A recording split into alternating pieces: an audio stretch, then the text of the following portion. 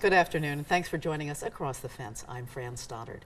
The environmental challenges human beings confront today and for the foreseeable future are almost too daunting to face. Almost. Climate change, endangered species, and safe drinking water are only a few of the pressing problems that require solutions, and fast. Researchers, teachers, and graduate students at UVM's Gund Institute for the Environment are taking these challenges head on. But this isn't some think tank. The Gund Institute works with people and leaders in the community to aid in answering these tough questions. Joining me is Taylor Ricketts. He's the director of the Gund Institute for the Environment at the University of Vermont. His research centers on meeting the needs of people and nature in a crowded and changing world. Thomas Reuters named him one of the world's most cited and influential scientists. Welcome. Thank you. It's great to be here. That's kind of a challenging thing when somebody says he's, this is one of our big scientists, right, and we have you right here. So, and indeed it is. So let's start with the big picture.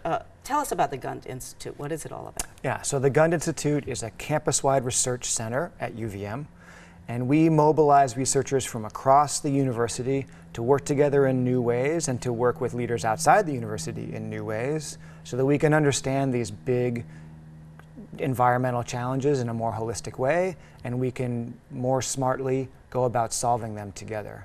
So this isn't just biologists. You're talking business people and economics and... That's right. Social sciences. That's right. If you take a look at the list of environmental problems you just said in the intro, none of those is a biology problem only. None of those is an economics problem only. None of those is a communications or engineering problem only. Every single one of them is all of those things at once and more. And universities aren't typically set up to attack problems in the real world in that interdisciplinary, cross-cutting way. And the Gund Institute is about trying to change that. So what are the major issues? You can't do everything, so right. how have you prioritized and narrowed down to the issues that you're really focused on? Yeah, so we spent almost a year really carefully deciding what our focus would be, and we landed on 4 big issues that have a lot of environment at their core. Those are climate change solutions, sustainable agriculture, resilient communities, and human health and well-being. So each of those is a global issue.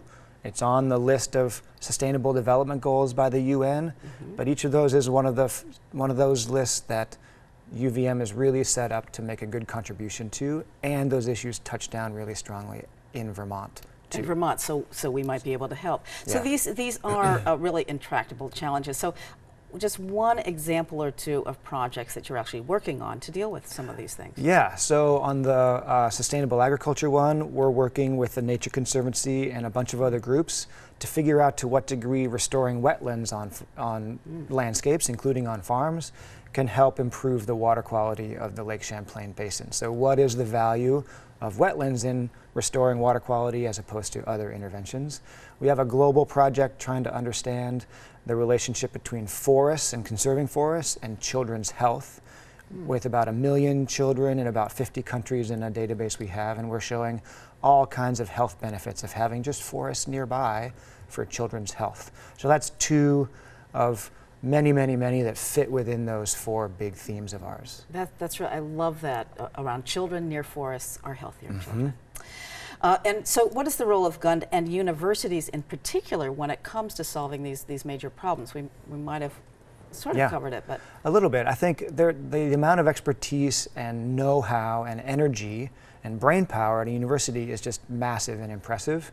And I think we need to harness that around these big societal challenges. So the firepower is there, the knowledge and the skills are there, but orienting that around real world problems, being partners with people trying to solve those problems in governments and NGOs, that's a role for universities that can increase our impact immensely. And then one of Gunn's partners, of course, is at the University of Vermont, is Extension. Yes, for sure. And so, which is very cool. So let's hear from Vern Grubinger, the UVM Extension vegetable and berry specialist, about this collaboration. Sounds great. The Gund Institute's been great bringing their scientific research to farmers so they really understand what's going on with pollinators, and I always love it when you see that link between rigorous academic research and potential application. Well, I've been interested in the research on pollinators at the Gund Institute. Obviously, pollination is really important on farms that grow fruits and vegetables that require pollination. That's one of the things that is really great about UVM, is when you have relationships between researchers, teachers, extension folks, that kind of lays the foundation for when an opportunity comes along to make connections. How's that solar project going, Mike? Extension has really strong networks with farmers around the state. Many of us have worked with them for decades and understand their needs and have professional and personal relationships with them. So when an opportunity comes along to get them involved in a research project, part of our role is to be the conduit between the scientists who wouldn't know the farmers very well because they're not out in the field, and us. So we help make that connection happen.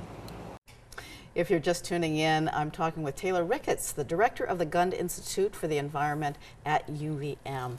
And, so what does ongoing research like Vern is talking about, how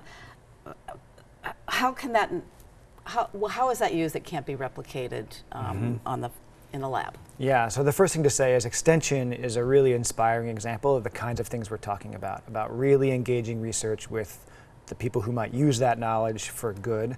Extension's been doing that for more than a century, and here we are talking about the Gund Institute. I think what we're trying to do is broaden that to the whole campus, beyond just Extension, try to get everybody working a little bit more like Extension in much more engaged footing with people who use that knowledge. But your question is, we could do a lot of research in the lab or in a greenhouse or something, but really listening to, in this case, farmers, what are the issues that are on their minds, and then designing research around those questions and then answering them. What's at the end of that for us is impact, way, way more impact. Our stuff gets used, our knowledge gets put to work, and the world gets better. So that's what the promise is of the kinds of stuff he was talking about. So there's that reciprocal thing. So hopefully you can take that knowledge that we're doing right here in Vermont out to the world, really. No, it's true. Vermont is in many ways a nice little laboratory, we often call it, for some of the big issues facing the whole planet. We have water quality issues, we have trade-offs between agriculture and environment, we have a big basin that we have to manage in a holistic way. We're seeing the effects of climate change. We have environmental risks to our health. So all these things that are these big global issues we've taken on as the Gund Institute have really local implications, and we can use that to learn lessons that are applicable elsewhere. That's awesome. And the Gund has been part of UVM for about 15 years, but a couple of years ago you did a relaunch. So what's different about it? Yeah, so this model of trying to do interdisciplinary research on real world issues just was getting a lot of traction, and so we decided it was time to really scale it up. And so a couple years ago, the Gund Institute did a sort of relaunch, I guess you might call it, and we moved into the central provost office of the university. And that might sound like a small detail, but it really gives us the footing to engage across UVM, from the medical school to the engineering department to philosophy. And also we raised a lot more funding to grow the institute. So over the next 5 years, we'll roughly triple in size and budget. And that's just going to give us a lot more resources and engaged people to do a lot more of the work we're talking about.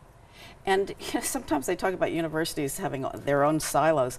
Are people responding to this? Let's all get on this train together? People really, really love it. So since we've relaunched, we've more than doubled the number of UVM faculty that have become part of the Gund Institute.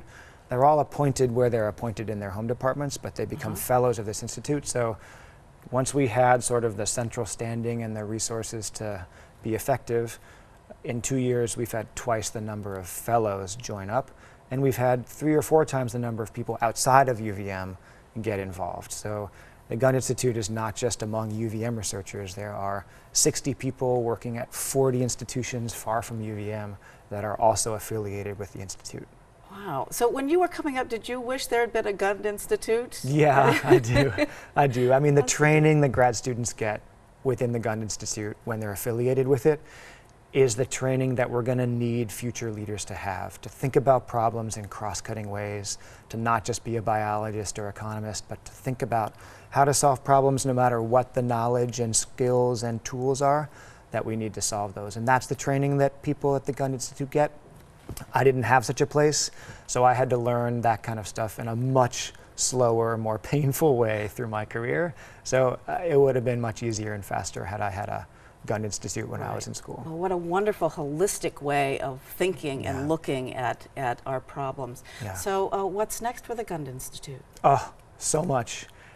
So of the many, many things, I'm really excited about a partnership we're building with the College of Medicine on campus. So that's a really, really strong unit at UVM, and there's a lot of environment health interest and a lot to do there. So we're really trying to forge a really strong partnership between the Larner College of Medicine and the Gun Institute. That's going to bear a lot of fruit. We're talking a lot about hemp in Vermont and taking sort of a very interdisciplinary look at how hemp could affect the environment across the Vermont landscape, as well as our economy and many other things as a new crop for the state, as many states are facing. And then besides those two that I can just name, it's the stuff that I can't even imagine. So in the last 2 years, we've given seed funding to 10 new projects, clusters of faculty with really cool new ideas. And I just can't wait to see where they go. Can't predict it. And in the fall, 9 new grad students and postdocs will be arriving. That's up from usually 2 a year before this relaunch. And those people are going to do amazing things that I can't even predict. So lots on the horizon, most of which it's hard to even know. And research both here and across the globe? Emphatically, yes. So we try to work all over the world and in Vermont, and when we're doing our jobs right, we're learning between those two and making zones. those connections. Yeah. Taylor Ricketts, the director of the Gun Institute. This is very exciting work. I hope you come back and talk about it. I hope so too. Thanks a lot. Okay, thank you for joining us. And thank you for joining us Across the Fence. I'm Fran Stoddard.